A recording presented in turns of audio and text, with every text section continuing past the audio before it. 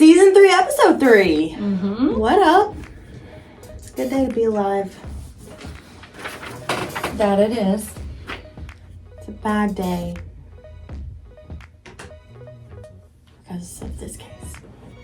Yeah, this one's sad. I know. And it's right here in our hometown, so it makes it like more concrete, you know? Mm-hmm. Like, oh, because you like...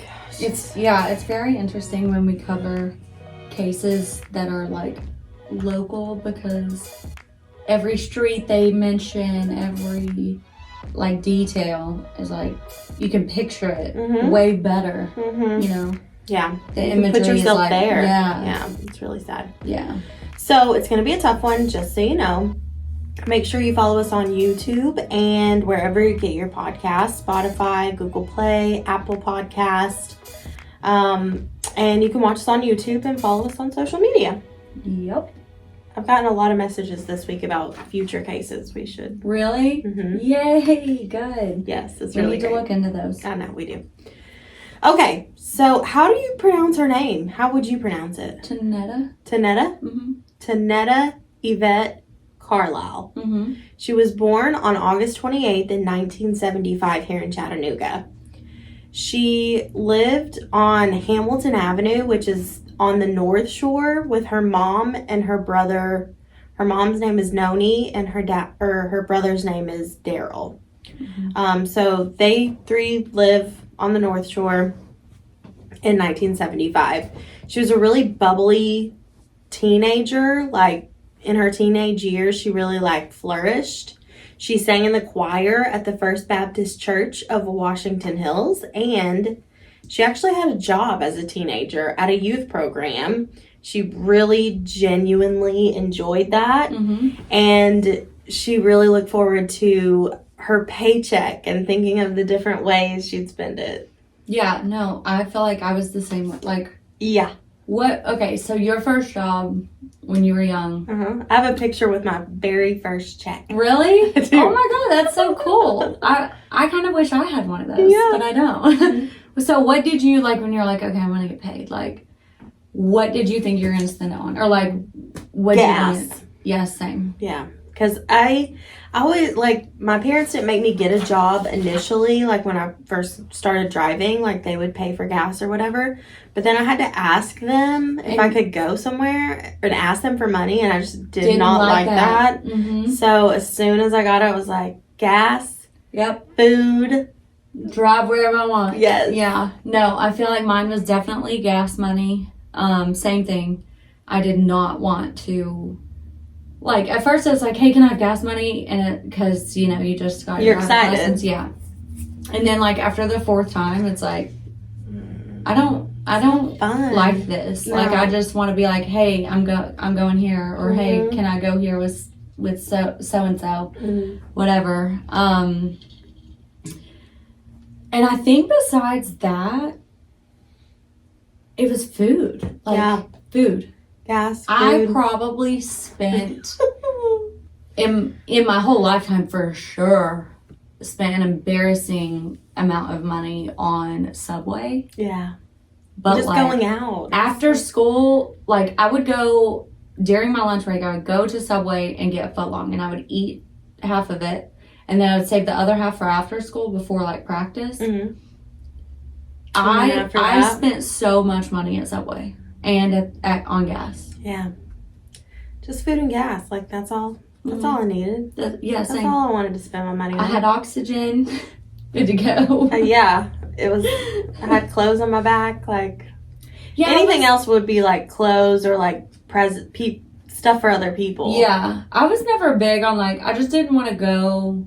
I didn't want to, like, go to the mall and go shopping, because I felt like I'd spend my whole check on, like, one outfit. And to me, I was like, I'll go That's not to worth TJ it. Maxx or something and, like, I can maybe eat. get lucky. Yeah. I'd rather Subway eat. on the way. Yeah, exactly. So that's fun. She loved, like us, food. She loved pizza. She loved fast food. So I'm probably guessing she was, like, looking forward to spending her check on food and stuff. Yes. Like, Yeah. just all the good stuff. She loved Bobby Brown. Mm-hmm. She loved rap. At the time she was abducted, Tanetta was 15 years old. She was a freshman at this school that's no longer here in Chattanooga. It's kind of changed a couple of times. Mm-hmm. But she was 15 years old. She was less than 100 pounds, and she stood at 5'1". So a pretty petite woman, Mm-hmm. pretty petite girl, 15. She went to Chattanooga City High School, which was located on 3rd Street. And between her house and her school, it was like a 20-minute or 15, 20-minute walk. Yeah. So she would normally, after school, walk herself home, which a lot of people do in this area. Yeah, especially like downtown. Mm-hmm. And especially at that time too. And she's 15. She's old enough to walk herself right, home. yeah. Listen, did your parents wake you up for school when you were little? My dad would yell up once, Mm-hmm. and I would yell down, I'm awake. Mm-hmm. But other than that, no, I woke No, myself up. Even when I was, middle school and stuff, or like elementary school, like I had to get myself up, get dressed, and go to the bus stop. Do all the things. Oh, really? Mm-hmm. Yeah, but like before my parents were even awake. Good for you. Good for your parents, really. I know, but I'm thinking about it now. I'm like, my kids are really self-sufficient, but You could. in today's world, like I still, like if I don't take them to school, I take them to the bus stop and I sit there Yeah. until the bus leaves, and then I go and I meet them at the bus stop. Yeah. And pick them up and drive them home. And they always like, can't we just walk down there? Can't we Yeah. just walk down there? And I'm like, it'd probably be okay, but I'm not risking it. Yeah. I'm not, probably not. Yeah. I would let Bentley do it, but I would watch him from the porch Mm-hmm. when he got a cell phone. Okay. Only because it was like, You happen to and the know first why. couple times I had him call me Oh, and stay on the phone Yeah. with me the whole freaking time. That's so cute. But yeah, I don't know. But yeah, I think back to it now and I'm like, I know that a lot of people weren't like that. Like their parents didn't really, but to me and Matt, like that's just how it was. And We're in a different age, though. This was 1975. well, yeah, but I mean, still, like a lot of people were like, a lot of people's parents like still woke them up and like helped them get ready and like go. But at the same time, we also like did laundry and we had to do dishes. So it's like if we wanted clean clothes to wear to school, we had to make sure that they were in either the laundry room, like so, or like by the washer and dryer, so my parents could wash them, or we had to wash them. Mm-hmm. Like we were very responsible. Maybe it's just a Southern thing. Maybe They raise it us is. up to be real responsible. So when you leave the house, you're not shitting yourself Yeah. because you don't know what you're doing. Yeah, Maybe. I don't know. I don't know. Okay. So, well, she was born in 75. When she was 15, though, Yeah, 89. 89. Yeah, I still feel like kids walked around and went on their own. Kind of. They totally did. Better to be seen than heard type of thing. Right. So on March 16th in 1989, when she's 15, this is a Thursday, and she gets out of school at 3 p.m. She was walking home and she was spotted on Ruth Street, which is like a half mile away from her house. And there was actually a couple on Ruth Street that saw a tan and yellow van that had several individuals getting out of it, and they were kidnapping Tanetta or forcing her into In the the van, car, basically. yeah. I love this. Unfortunate circumstances, but the couple decided to follow the van and write down the license plate, which is LKH 920, Mm-hmm. and called the police to report it. Yeah, they did the damn thing. Freaking solid. Yeah. Remember, if you think you should call. If you think you should do something, do something. Yeah. They did something. Good. And so they would have never been able to figure, I don't think, I don't either. unless those people If they didn't, write down the yes. tag and follow them and Follow get the their police gut. involved. Right. Yes. So, when Noni, her mom, arrived home to a house that was like quiet and no one was home, she was a little bit concerned, but she knew that her daughter was just probably at like a friend's house, or she thought maybe like she had her schedule wrong. Like she was actually going To work or choir whatever. practice. Right. Like, she's a good girl. She's not. Yeah, like it's fine. Yeah. So by 9 p.m. that night, there had been absolutely no sign of her, and Noni called the police, who initially thought that Tanetta was a runaway, which I feel like that's Always the answer. especially for teenagers. Yeah. But my thing with that is,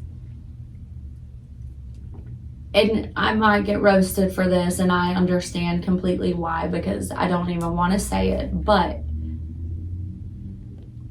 anytime a child is reported missing or a parent is concerned, whether they're a teenager or not, the first time, that should never be where they go. Mm-hmm.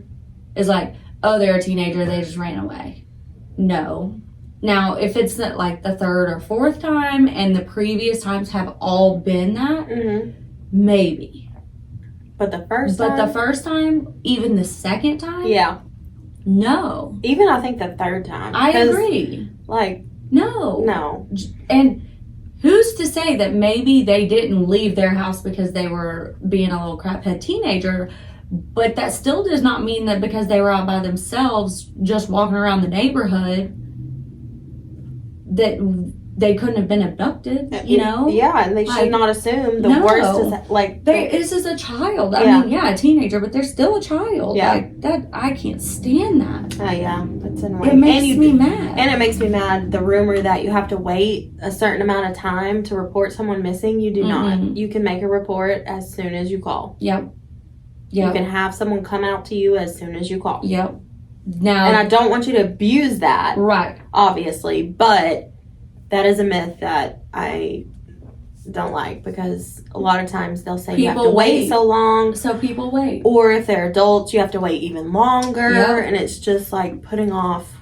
Yeah, don't put it off. No, don't put it always off. call. Mhm. That doesn't mean that law enforcement's always going to handle it the same or how you want it to be handled, Mhm. but at least it's reported. Mm-hmm. So you can always report, Yeah, always. and you should. Yeah, and you should. Exactly.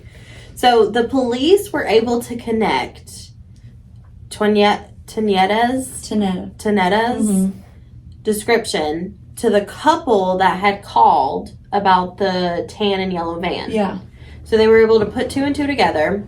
They ran the plate, and it came back to this man named Jeffrey Jones. He lived in Chattanooga. He was a convicted rapist who spent 8 years in prison Mm-hmm. and had been released just about a year before the abduction. Okay. So plates with the vehicle that abducted her Matched. So once they figured that all out, it had been about like a day or two, and then they're going straight to Jeffrey Jones' apartment complex. Okay. When they get there, they find the van with Jeffrey Jones in it, dead by apparent suicide from carbon monoxide.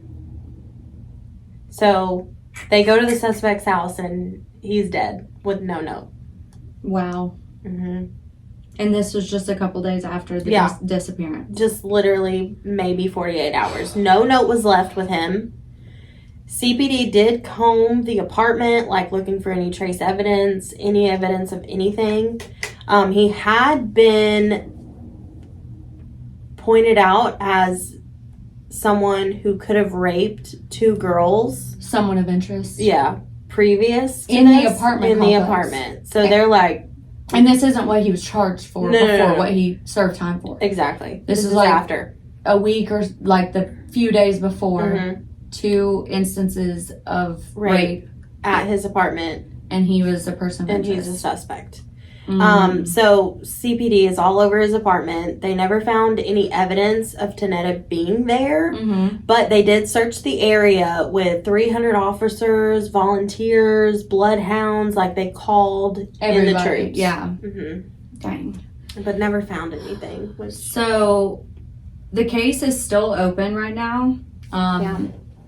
Police have gotten certain tips, like she was sold into prostitution or like child sex trafficking in California. There was a sighting in Minnesota, And then there was also a reported sighting in the projects in Chattanooga, Mm-hmm. in a specific building, actually, Right. a specific project home. All tips were vetted, obviously, Mhm. and none of them came back to be her. Tanetta would have turned 50 years old this year. Like literally a few days ago on August 28th. Yeah, that's wild. Isn't that wild how things like line up like this? Like we didn't Yeah. plan that. Like Yeah, that's crazy. Wait, 50, 1975. How old are my parents? well, My parents in- were born in 70. I think they'll be 53 this year. So 48. Oh. Right? Because Don't ask me to do math. I just read reports where in 2019 she was 46. So 2019 To 20. 20. Yeah. 1, 2, 50. 3. Don't ask me to do math. Math Me is neither. not for me. Okay? Math is not mathin'. No, math never maths for me without a calculator. Yeah. Okay, so anyway, she would be between the age of 45 to 55 Mhm. this year. And her mother and her brother, Noni and Daryl, they still advocate for Tanetta in hopes to find her body. Her mom says that she believes that her daughter is dead because she would have contacted her at some point Yeah. by now. Yeah. She believes that her body is buried somewhere in Chattanooga.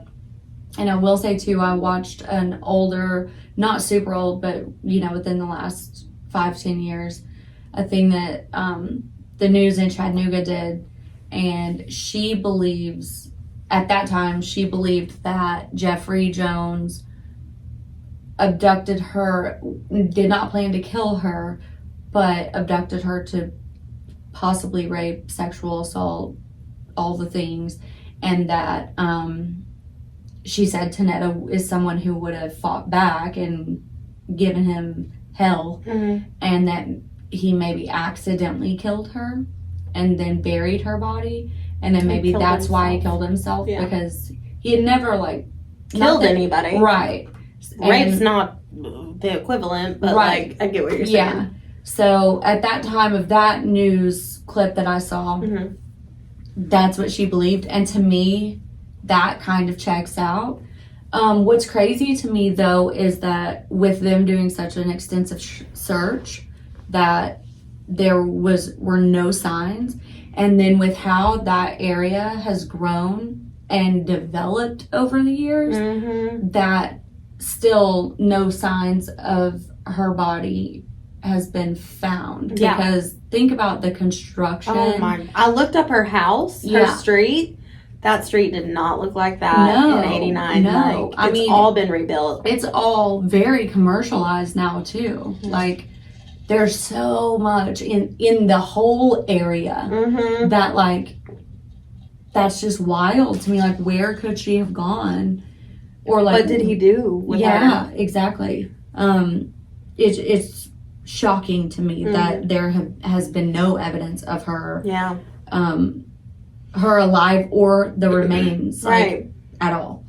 So age progression has been done, and it was updated in 2019 when Chattanooga Police Department took more samples of DNA from Noni and Daryl, who's her mom and her brother. Mm-hmm. Tanetta's case was featured on America's Most Wanted, and to this day, Noni has never changed her phone number in case Tanetta was to contact her. That's so sad. It is. That's very sad. But since this case is ongoing, if you know any information at all, a tip, if you don't even know if it's factual, whatever, call. Please call 1-800-TBI-FIND or contact the Chattanooga Police Department directly at 423-698-2525. Again, if you think you know something or you have heard something, call and let them know. They will determine if it's factual or something that they need to look into. Whatever, just call. Yeah. Because Always call. this sucks. Ugh. Could you imagine that? Like, Just not wanting to change your phone number in case your daughter who went missing in 1989 wants to call. Like, the amount of stress. Knowing that she had that memorized. Like, I still remember my phone number. Exactly. Like, I do too. My house number. I remember my house number. It's been disconnected for 10 years and I still remember it. Like, I still remember some of my friends in elementary school's phone number. Like, the neighborhood kids or whatever. Yeah. That's crazy. So it's ongoing. Case, but ongoing. You never know. There's lots of stuff online if you're more interested in seeing maybe more of the specifics. But again, like, follow, subscribe, share, leave reviews, send us messages. Yeah, we love that. I love like reading into cases, especially Tennessee cases, just because like I have a heart for it. Like I know the area or whatever. Yeah. And just hearing cases that I hadn't ever heard before. Yeah. Or like would have never known about unless our listeners messaged us, which we so appreciate. Yeah. And I think too, like if you're at like a family reunion or something and you hear like your grandparents talking about something. Yes. Or like your great aunts and uncles. Like, and it's like, wait, what? So like if you hear a story like that and you have no idea what they're talking about, just send it to us. We will figure out what it is. We will sleuth our way through it. Because I feel like those are the most interesting. They really are. Because you get like second-hand perspective of how it was. And to me, it also tells me that like many people are probably still talking about it or bringing it up and want to hear about it too. And as always, leave us a review and rate us. Yes, please do. So our podcast goes higher and higher. Yeah. And if you're going to be an asshole, be a funny one. But we do like constructive criticism. We do. Trust me. We do. We take that into account. Every message, comment, everything. Yeah.